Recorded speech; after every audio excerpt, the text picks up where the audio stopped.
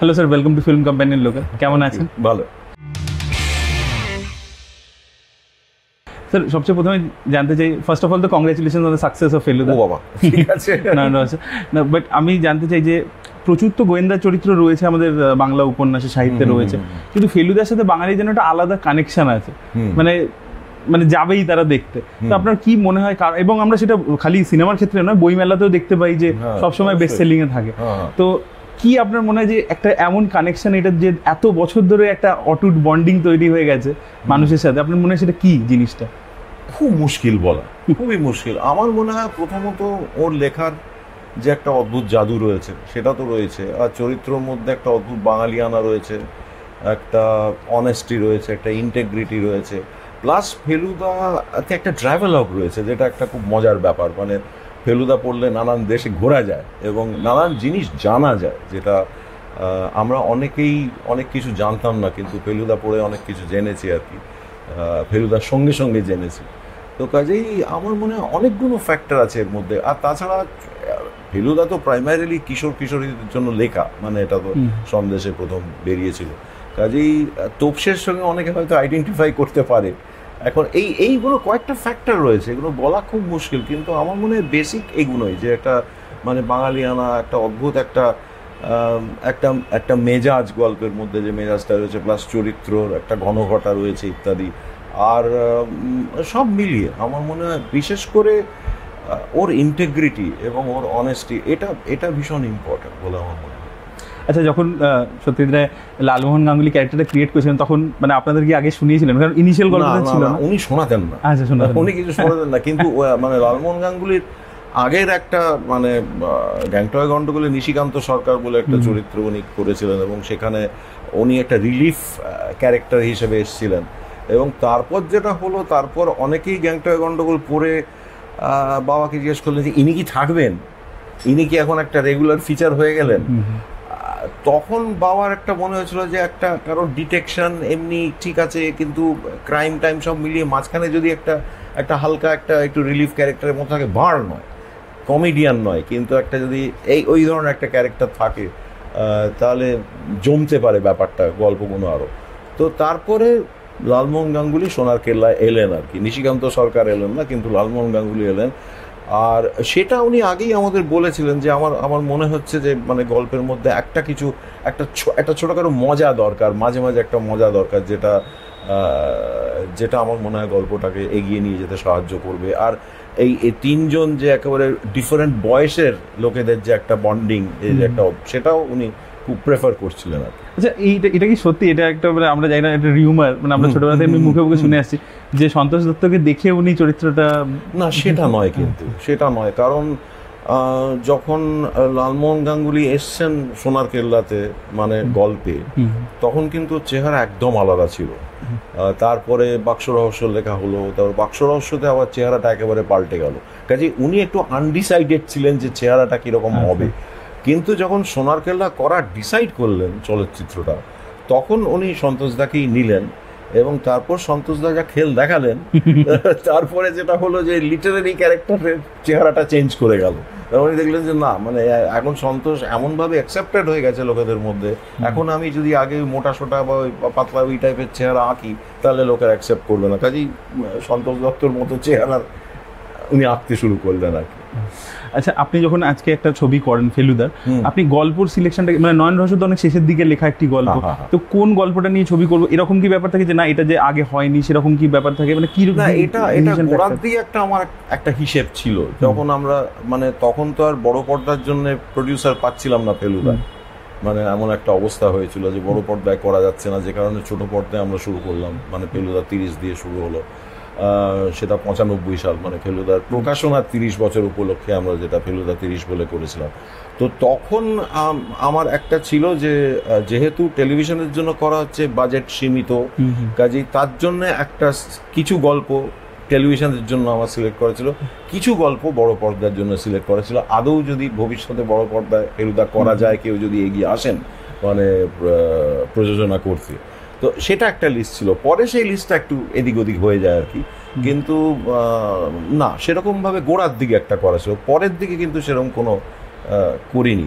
নয়ন রহস্যটা করার একমাত্র কারণ হচ্ছে অভিনব, এবং মানে ও হত্যাপুরীতে একটা ছোট্ট দৃশ্যে অভিনয় করেছিল, মানে একদিনেরই কাজ ছিল, ভীষণ ভালো লেগেছিল আমার ওর সঙ্গে কাজ করে একদিনেই, মানে ভীষণ একটা অদ্ভুত একটা রিলেশনশিপ তৈরি হয়ে গিয়েছিল, এবং খুব ইন্টেলিজেন্ট ছেলে, বাধ্য ছেলে। তো তারপর আমি দেখলাম যে বেশি বড় হয়ে যাওয়ার আগে বোধহয় নয়ন রহস্যটা করে ফেলা উচিত, কারণ ও খুব অ্যাপ্রোপ্রিয়েট বয়স ছিল আর কি তখন, যে কারণে নয়ন রহস্য করা। অবশ্যই। আর সবচেয়ে মেমোরেবল একটা যদি এক্সপিরিয়েন্স বলেন নয়ন রহস্য শ্যুট করার সময়? নয়ন রহস্য শ্যুট করার সময় মেমোরেবল এক্সপিরিয়েন্স মানে না, সেরকম মেমোরেবল তো আমার কিছু মনে পড়ছে না সেই অর্থে, কিন্তু ইনফ্যাক্ট পুরো ফেলুদার পুরো শুটিংটাই তো একটা অ্যাডভেঞ্চার, একটা মজা, একটা দেশ ঘোরা ইত্যাদি সব মিলিয়ে টিলিয়ে। প্লাস এখানে মানে আরেকটা জিনিস আমার একটু ইচ্ছে ছিল যে মহাবলীপুরমটা একটু সামান্যভাবে যদি জিনিসটাকে দেখানো যায়, ভালোভাবে দেখানো যায়, সেটা একটা ছিল। আর এমনি মেমোরেবল এক্সপিরিয়েন্স হচ্ছে এদের সঙ্গে কাজ করা, আর যেটা এই ছবিতে বিশেষ করে হয়েছে যে অনেক চরিত্র, কাজেই তাদের সঙ্গে কাজ করাটাও একটা খুবই মেমোরেবল এক্সপিরিয়েন্স। আর মোহন আগাশেকে আমরা আবার ফিরিয়ে এনেছি, বহুকাল ওর সঙ্গে কাজ করা হয়নি, এবং আমার খুব অত্যন্ত প্রিয় অভিনেতা, এবং উনি একসময় মঙ্গললাল মেঘরাজও সেজেছেন, এবং বাবার সদ্গতিতে কাজ করেছেন, এবং আমি টার্গেট বলে একটা ছবি করেছিলাম 94 সালে, তাতে উনি একটা মুখ্য ভূমিকায় ছিলেন। কাজেই ওকে ফিরে পাওয়াটা একটা আমার কাছে মানে খুবই, আবার ফিরে আসা, আমাদের সঙ্গে কাজ করা হয়ে করে, সেটা একটা আমার কাছে খুবই মেমোরেবল এক্সপিরিয়েন্স। আর কিছু নতুন অনেকের সঙ্গে আমরা কাজ করেছি, আগেও কাজ করেছি, যারা আবার এখানে ফিরে এসছেন, কিন্তু নতুন কয়েকজনের সঙ্গে কাজ করে আমার ভীষণ ভালো লেগেছে। একটি সাহেব রয়েছে, স্যাম ক্যালারম্যানের চরিত্রে একটি সাহেব রয়েছে, যার সঙ্গে কাজ করে, ওটাও একটা মেমোরেবল এক্সপিরিয়েন্স। একজন নতুন মানে যিনি তিওয়ারি বলে চরিত্রটা করেছেন, পুণ্যাজি, তো তার সঙ্গে কাজ করে ভীষণ ভালো লেগেছে। কাজেই মানে নতুন অভিনেতাদের সঙ্গে কাজ করেও একটা এক্সপিরিয়েন্স হয়, একটা মেমোরেবল এক্সপিরিয়েন্স হয়। কাজেই আর এটার মধ্যে একটা অন্য দিক আছে বলে আমার মনে হয়, যে এর মধ্যে হিন্দি আছে, ইংরেজি আছে, বাংলা আছে, একটা প্যান ইন্ডিয়ান ফ্লেভার আছে আর কি ছবিটার মধ্যে। তো যেটা আমি নষ্ট করতে চাইনি, যে যতক্ষণ হিন্দি হচ্ছে হিন্দি চলুক, যতক্ষণ ইংরেজি হচ্ছে ইংরেজি চলুক।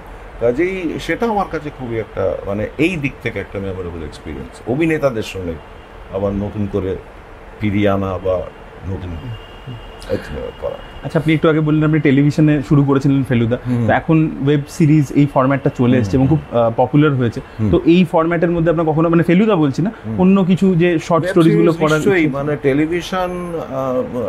টেলিভিশন সিরিজের একটা ব্যাপার আছে যে অনির্দিষ্ট কাল অবধি চললো, সেটাকে আমার খুব একটা আমি পছন্দ করি না আর কি, যে আমি লিমিটেড সিরিজেই বিশ্বাসী আর কি ওই দিক থেকে। কারণ আমার সব টেলিভিশন সিরিজই একমাত্র ফেলুদা 30 একটু অনেক দিন ধরে চলেছে, মানে প্রায় 30টা না 32টা এপিসোডের মতো হয়েছে।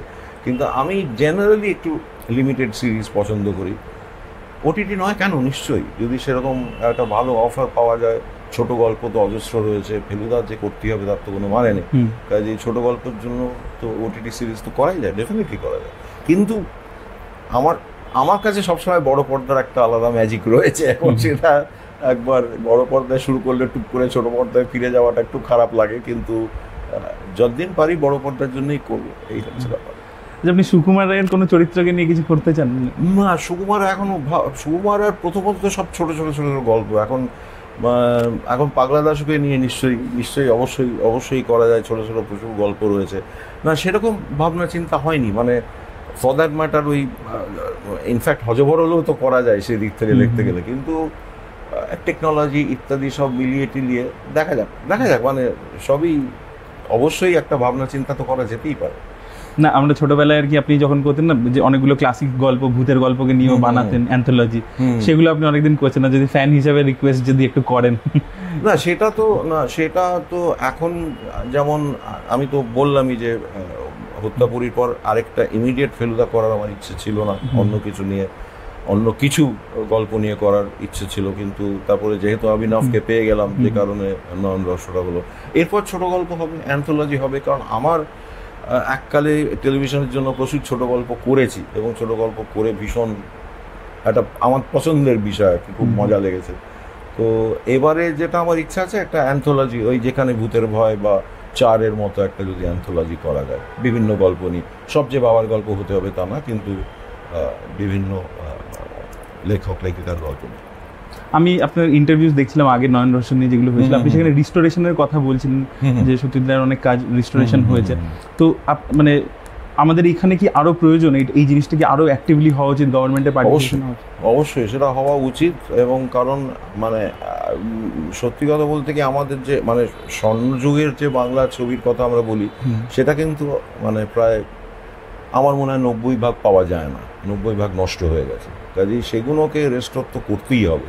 এখন আমাদের প্রথম লক্ষ্য, আমরা বাবার ছবির উপর দেখতে পারি, আমরা তো সব তো রেস্টোর করা আমাদের পক্ষে সম্ভব নয়, কিন্তু বাবার ছবির রেস্টোরেশনটা অধিকাংশ রেস্টোরেশন হয়ে গেছে।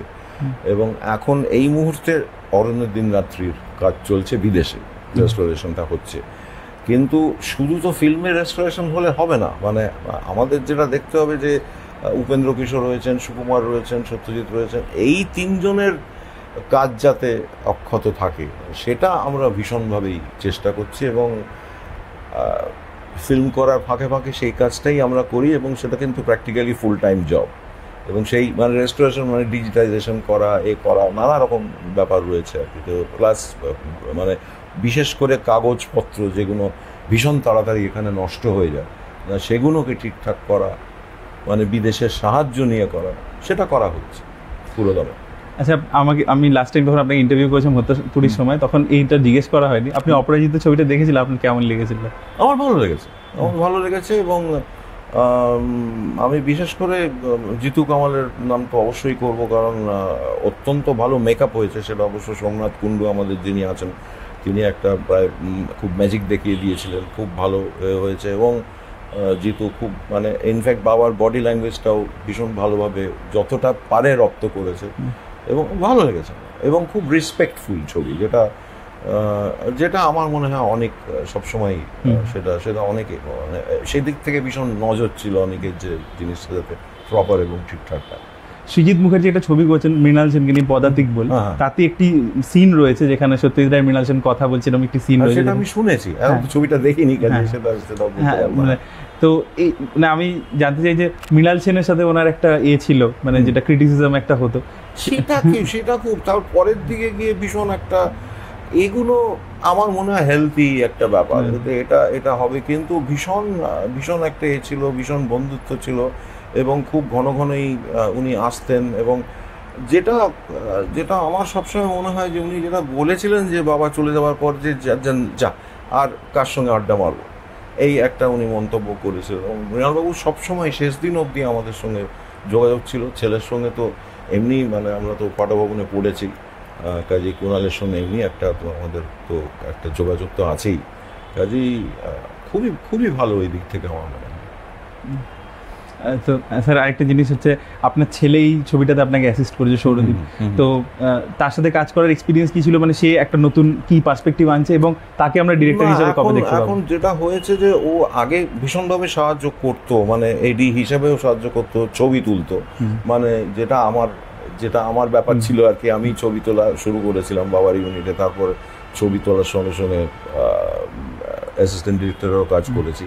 তো ও এই ছবিতে ও বিশেষ করে বললো যে আমি এডি হয়ে তোমাকে সাহায্য করতে চাই। ও থাকার ফলে যেটা হয়েছে যে এই যে নতুন টেকনোলজিটা এসছে, মানে যেটা মানে পোস্টে যেটা ভীষণভাবে মানে ব্যবহার হয়, তো সেটা একজন মানে ওই বয়সের একটি ছেলে থাকলে, এবং যদি ও মোটামুটি একটু সুপারভিশনে থাকে, তাহলে আমার খুব নিশ্চিন্ত লাগে আর প্লাস মানে কারণ আমরা তো ফেলুদাকে কন্টিনিউয়াসলি, মানে যেমন নয়ন রহস্য হচ্ছে 2024-এর গল্প, আমি ধরে নিচ্ছি 2024-এই ঘটছে ঘটনাটা।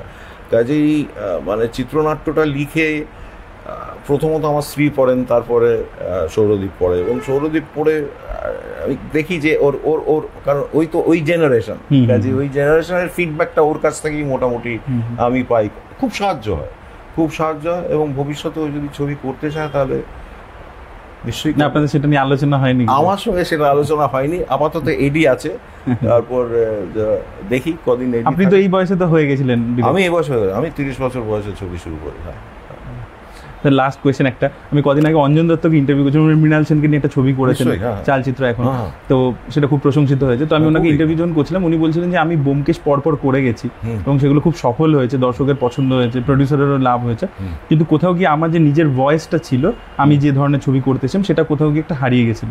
তো আপনি নিজে উত্তরণ, নিশি যাপনের মতো এত ভালো ছবি করছেন, সেটা কোথাও গিয়ে এই যে সত্যজিৎ রায়ের গল্পগুলোকে নিয়ে ছবি করতে গিয়ে কোথাও কি একটা আপনার মনে হয় যে চাপা পড়ে গেছে, শ্যাডো হয়ে গেছে? না, সেটা আমি খুব একটা বলবো না।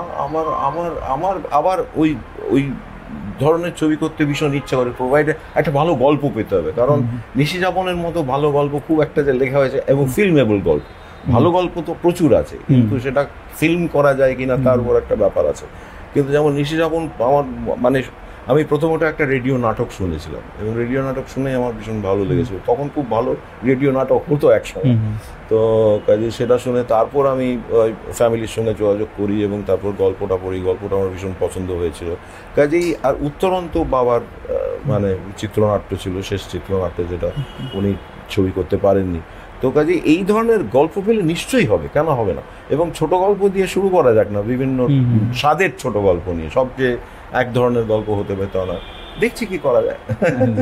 আমরা ওয়েট করে আছি। আরেকটা ছোট জিনিস, সত্যজিৎ রায় কি এরকম কোনো গল্প আছে যেটা আনপাবলিশ, যেটা খালি আপনাদের কাছেই আছে? সেটা না না না না, সেরকম কিছু নেই। কারণ বাবা তো সবসময় ফরমায়েশি লেখা লিখতেন, মানে বাবা যে হঠাৎ একটা মনে হলো লিখে ফেললেন, সেটা ফেলে রেখে দিলেন, সেরকম নয়। মানে বাবা যা লিখতেন চিরকাল মানে একেবারে রিকোয়েস্ট আসতো এবং উনি লিখতেন। তাছাড়া সময়ও ছিল না, মানে পরপর ছবি করে যাচ্ছেন, প্লাস সন্দেশ সম্পাদনা করছেন, কাজেই না সেটা নেই। না, ওরকম একটা কিছু থাকলে মানে খুব ভালো হতো, দারুণ ব্যাপার, দারুণ একটা ব্যাপার হতো। উনি একটা গল্প লিখেছিলেন, সেটা অবশ্য মানে আমি জানি না আপনি জানেন কিনা, আমি খুবই গোড়ার দিকে একটা টেলিভিশনের জন্য করেছিলাম, সত্যজিৎ রায় প্রেজেন্টস 1 এবং 2, এবং তার জন্য উনি একটা গল্প লিখেছিলেন। কিন্তু না, সেরকম কোনো গল্প নেই, মানে আনপাবলিশড বা অগ্রন্থিত বা ওরকম কিছু গল্প নেই। Thank you so much sir, খুব ভালো লাগলো কথা বলে। Thank you. আর again all the best for Nayan Raj. Thank you.